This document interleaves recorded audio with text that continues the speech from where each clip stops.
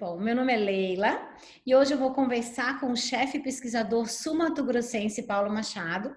O chefe Paulo está lançando o livro Cozinha Pantaneira, Comitiva de Sabores. Isso, tá lá o livro, ó. E ele veio falar sobre o livro, mas também sobre a cultura, né, gastronômica do Pantanal. Bom, chefe, eu queria primeiro agradecer por aceitar o convite do Comida com História. Leila, eu que agradeço, é uma honra poder compartilhar esses prazeres da gastronomia, principalmente a brasileira e a sul-mato-grossense com vocês. Obrigado.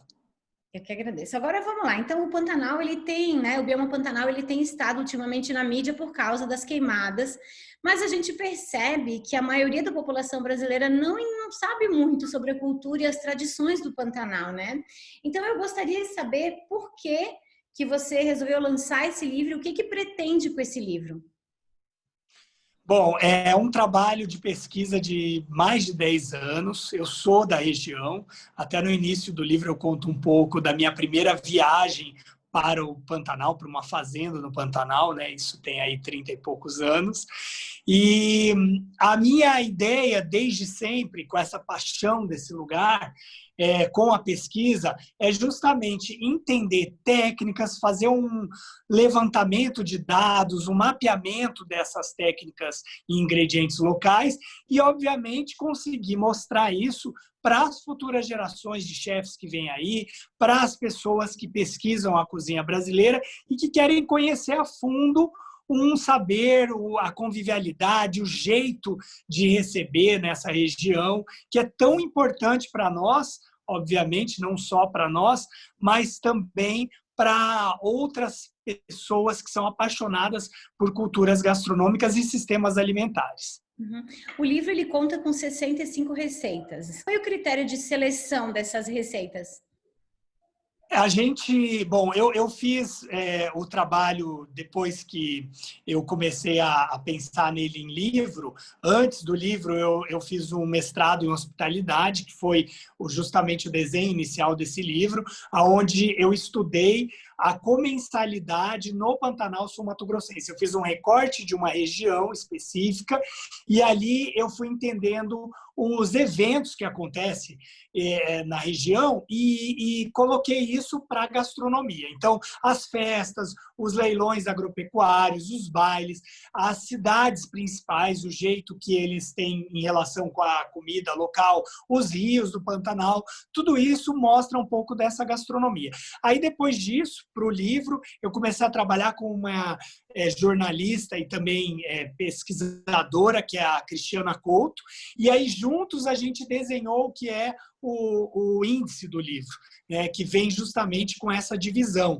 As comidas de festa, a comida de fazenda, a gente acrescentou as comidas encontradas nos mercados também, e a culinária indígena, que tem uma base fundamental para o que é que a gente come aqui na região. Pois é, eu ia entrar exatamente nessa parte aí, né? Porque para quem não entende da cultura gastronômica pantaneira, quais são as principais influências na gastronomia do Pantanal? Bom, em termos de influências, é uma culinária muito rica, porque a gente tem aqui uma região que foi colonizada há pouco tempo, muito embora os indígenas que já estavam aqui já tinham aí todo um conceito de trabalhar a terra, os ingredientes da terra, coletar alimentos.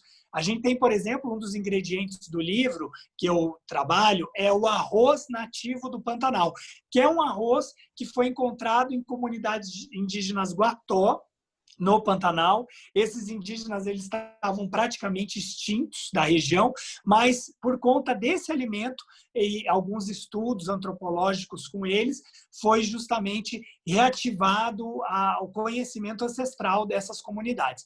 E aí você tem os paraguaios, os bolivianos influenciando na cozinha pantaneira.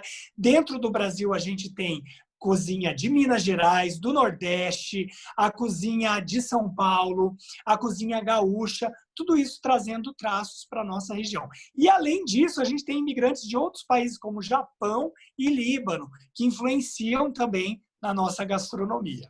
Comida com História tem uma revista mensal e a nossa próxima revista vai ser sobre o Mato Grosso do Sul.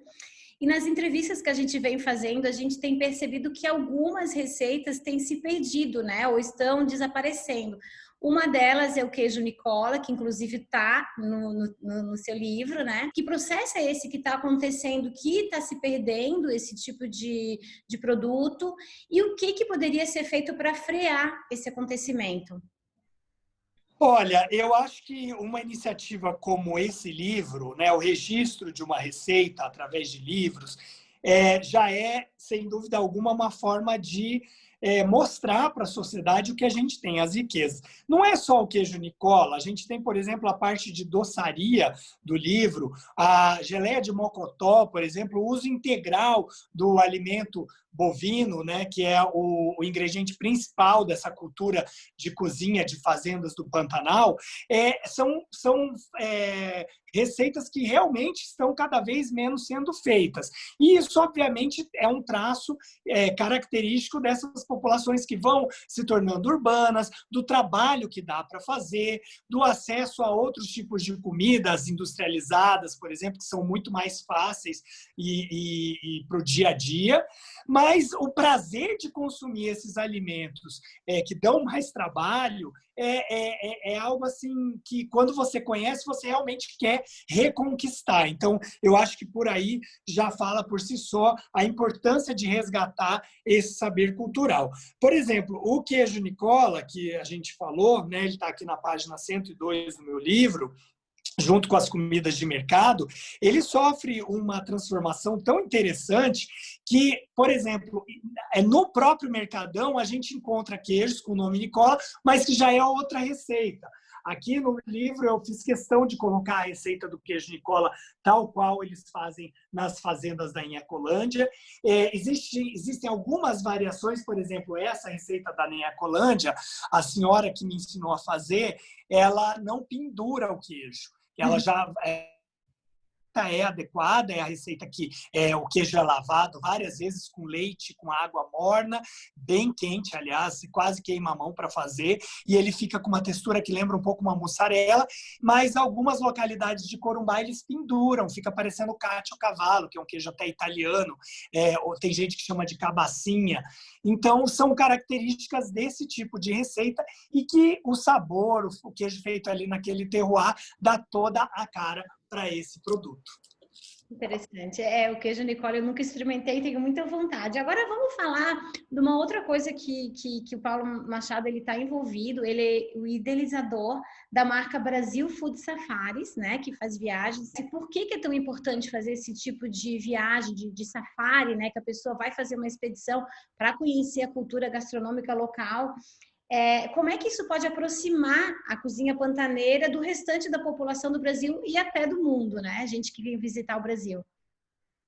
Olha, Leila, esse trabalho ele dá muito prazer, especialmente num ano como esse que a gente está passando e que o turismo, sendo um das áreas mais afetadas, se não a mais afetada pela pandemia, né? O turismo, a hospitalidade, a parte de festas e tudo mais, mas o turismo em si, ele está se reinventando. E a gente vê que a gente está há 9 anos fazendo essas expedições com poucas pessoas para destinos inusitados. A gente começou no Pantanal, a gente realiza todos os anos essa viagem, mas hoje são mais de 9 regiões do mundo que a gente viaja e sempre buscando entender aquele trabalho artesanal, aquela cozinha de mercado, aquela cozinheira local, aquele chefe que faz um trabalho esquisito, né, como eles dizem na Espanha, mas como a gente fala, único, um trabalho inédito, e é justamente em busca disso que a gente vai.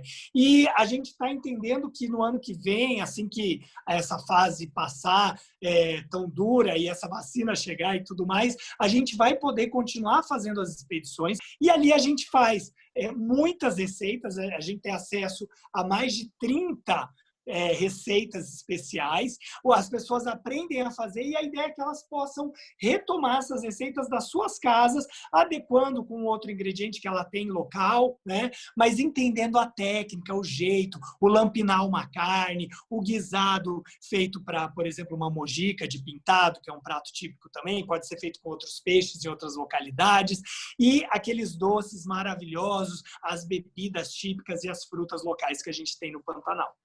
Ótimo. Paulo, muito obrigada pela entrevista, parabéns pelo livro e por todo esse trabalho.